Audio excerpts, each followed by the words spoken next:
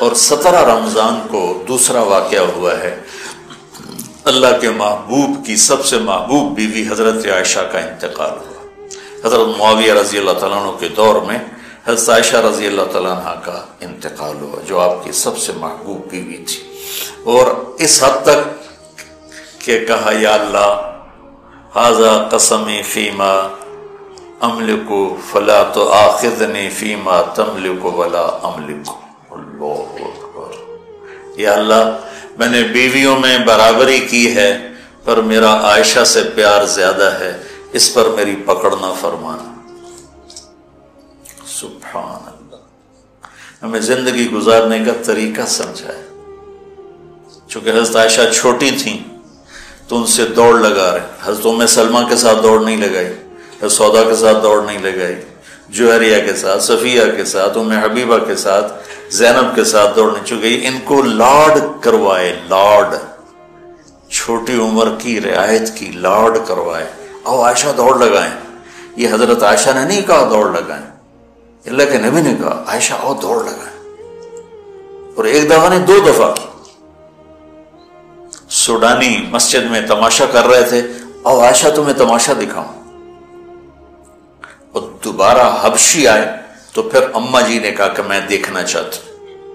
اتنی دیر دیکھا کہ اللہ کے نبی تھک گئے، کھڑے ہو تھک گئے، وہ ایسے پاؤں پر زور ڈال کر پاؤں بدل رہے تھے، آٹا گوندھ کے دیتے تھے شروع میں، جو کہ حضرت عائشہ کو آٹا گوندنا نہیں آتا تھا، پھر پاس بیٹھ کر 1-2 نوالے منہ میں ڈال دیتے تھے۔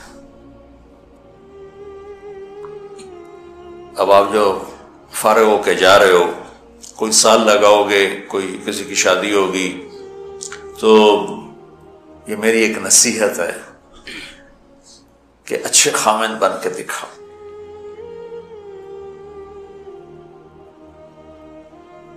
اور اچھا خامن وہ ہوتا ہے جو اچھے اخلاق والا۔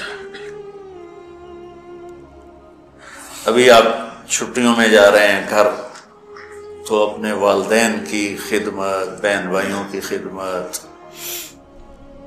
وہ تبلیغ میں ایک اصطلاح چلتی تھی، عبادت سے جنت ملتی ہے، خدمت سے خدا ملتا ہے، یہ کہا کرتے تھے خدمت کی۔ تو حضرت عائشہ رضی اللہ تعالیٰ عنہ کا انتقال ہوا 17 رمضان المبارک،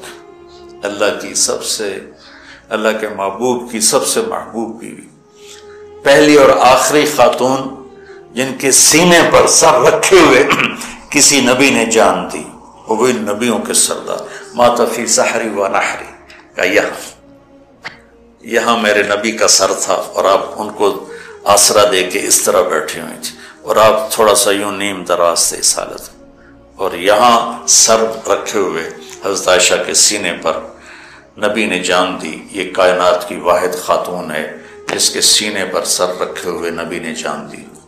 اور آپ فرماتی ہیں آخری چیز جو میرے نبی کے منہ میں گئی میرا لعاب تھا، کہ میرے بھائی عبد الرحمن آئے، ان کے ہاتھ میں مسواک تھی، تو اللہ کے نبی کی نظر یوں پڑے، ایسے ٹک گئی مسواک پر، تو میں نے اندازہ لگا لیا یا رسول اللہ مسواک کرنی، تو کہ میں نے اپنے بھائی سے لے کر چبائی تو میرا لعاب اسے لگا، وہ میں نے آپ کے منہ میں پھیری یا آپ نے خود پھیری، تو فرمایا وہ آخری چیز جو میرے نبی کے منہ میں گئی وہ میرا لعاب دہن تھا۔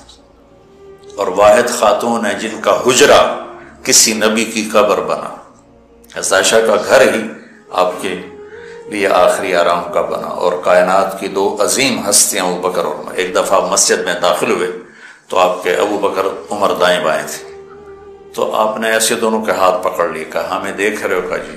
آپ نے کہا ہَكَذَا نُحْشَرُ يَوْمَ الْقِيَامَةِ، قیامت کے دن میں اسی طرح اٹھایا جاؤں گا کہ ادھر میرے ابو بکر ہوگا اور ادھر میرے عمر ہوگا۔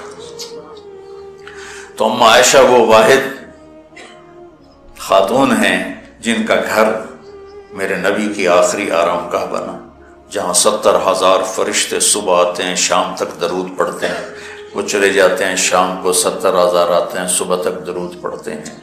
یہ واحد خاتون ہیں جن کے ساتھ آپ لیٹے ہوتے تھے تو وحی آتی تھی، کسی اور بیوی کے ساتھ آپ لیٹے ہوتے تھے تو وحی نہیں آتی تھی، ام عائشہ کے ساتھ لیٹے ہوتے تھے تو وحی آتی تھی۔ آپ کی برکت سے تیمم ملا۔ حضرت یوسف علیہ السلام پر تہمت لگی، گناہ کی، زلیخا نے لگائی تو ایک بچے نے گواہی دی۔ حضرت مریم پر قوم نے تہمت لگائی تو بیٹے نے گواہی دی، اور حضرت عائشہ پہ تہمت لگی تو میرے اللہ نے خود گواہی دی۔ کتنا بڑا فرق ہے۔ شہد شاہد من اہلہا ان کان قمیصہ قد من قبل فصدقته من الکاذبین وان کان قمیصہ قد من دبر فکذبته من الصادقین۔ یہ تو آ گئی گواہی بچے کی، شاہد شاہد من اہلہا۔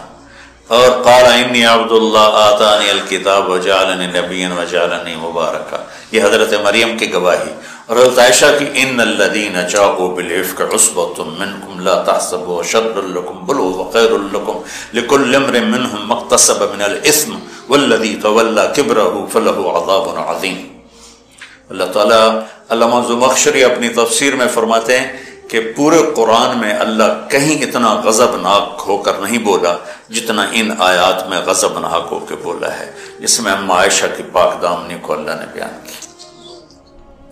اللہ کے نبی ایک مہینہ وحی نہیں آئی، پورے مدینے میں آگ لگ گئی۔ وحی کیوں نہیں آئی تو اللہ ہی جانتا ہے کیوں نہیں آئی۔ ایک بات سمجھ میں آتی ہے، زبان کے زہر کو سمجھانے کے لیے کہ زبان کا غلط استعمال کس طرح گھروں کو آگ لگا دیتا ہے، ہمیں سبق دینے کے لیے کہ زبان پہ قابو رکھیں۔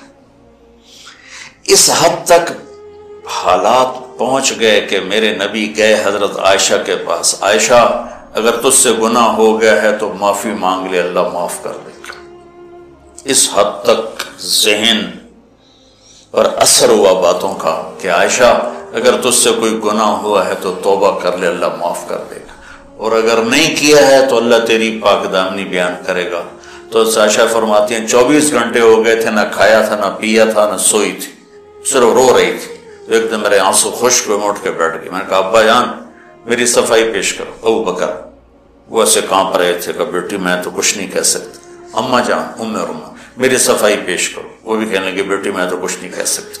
تو کہ میں نے ایک دم چمک کے کہا سچ بولوں گی تو کوئی مانے گا نہیں، جھوٹ بولوں تو اپنے آپ کو برا کہوں، بس میں وہ کہتی ہوں جو یوسف کے باپ نے کہا تھا، حضرت یعقوب۔ یعنی کہ مجھے غم میں حضرت یوسف کے والد کا نام ہی بھول گیا۔ میں نے کہا اقول کما قال ابو یوسف فصبر جمیل واللہ المستعان علی ما تصفون۔ کہنے کہ یہ کہہ کر میں لیٹ گئی دوبارہ، اور مجھے نہیں پتا تھا کہ میرے بارے میں قرآن آئے گا۔ مجھے یہ تھا کہ اللہ کا نبی کو خواب دیکھ لیں گے یا جبریل آ کے کہہ دیں گے یہ قصہ غلط ہے، لیکن وہ تو قرآن۔ جب وہی اتری ایک دم تو ابو بکر اور ام رومان ایسے کانپنے لگے، چہرے زرد ہو کر مرنے والے ہو کے کہ پتہ نہیں ہماری بیٹی کے حق میں ہے یا خلاف ہے۔ جب وہی ختم ہوئی تو میرے نبی مسکرائے زور سے، کہا عائشہ مبارک ہو، اللہ تیری گواہی دینے خود آ گئی۔ تو ام رومان کہنے لگی عائشہ اٹھو اللہ کے نبی کا شکر ادا کرو۔ کہ نہیں، میں اس کا شکر ادا کروں گی جس نے میری گواہی دی۔ تو 17 رمضان حضرت عائشہ کا انتقال کا دن ہے۔ تو آج میں نے اپنے اوپر جبر کر کے بول لیا ہے 50 منٹ، اور دعا کرنا مجھے سر درد نہ ہو۔ اور 21 کی رات ہے، سبق پڑھتے پڑھتے میرے لیے آپ سب بچے دعا کر دیں۔